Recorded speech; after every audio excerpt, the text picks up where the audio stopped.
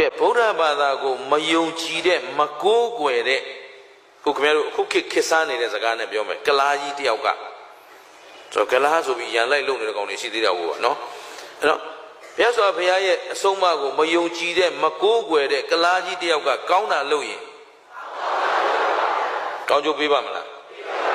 ကလားကြီးမပေးနိုင်ဘူးကွာဘာဖြစ်လို့အခုခင်ဗျားတို့ဗမာလူမျိုးတွေရှမ်းနေမပြောဘူးနော်ဘာလို့ဆိုရှမ်းပြည်ရောက်နေတာဆိုတော့ရှမ်းအောင်ကြောက်နော်ဗမာလူမျိုးတွေဗုဒ္ဓဘာသာယုံကြည်ပါတယ်ဆိုပြီးမူသားနဲ့စီးပွားရှာနေတဲ့သူများသက်သက်ပြီးစီးပွားရှာနေတဲ့ခိုးဝယ်ပြီးစီးပွားရှာနေတဲ့ဒီထဲမှာစီရောင်းဆန်ရောင်းတဲ့လူတွေပါလားပြီးမိပြီပေါ့ကွာနော်အဲ့တော့သူများပစ္စည်းခိုးယူပြီးစီးပွားရှာနေတဲ့ပုံကိုယ်တွေမကောင်းတာလုပ်ရင်ဗုဒ္ဓဘာသာတွေမကောင်းကြိုးပေးပါမလားဗုဒ္ဓဘာသာတွေလေဗုဒ္ဓဘာသာမို့လို့ပေးတာလားကလားကြီးမို့လို့ပေးတာလားဒါဖြင့်ဘာဖြစ်လို့ကောင်းကျိုးပေးတာလဲဘာဖြစ်လို့ကောင်းကျိုးပေးတာလဲဘာဖြစ်လို့မကောင်းကျိုးပေးတာလဲအဲ့ဒါဘာသာတရားနဲ့ဆိုင်လားလူမျိုးနဲ့ဟောနိုင်ငံနဲ့ဟော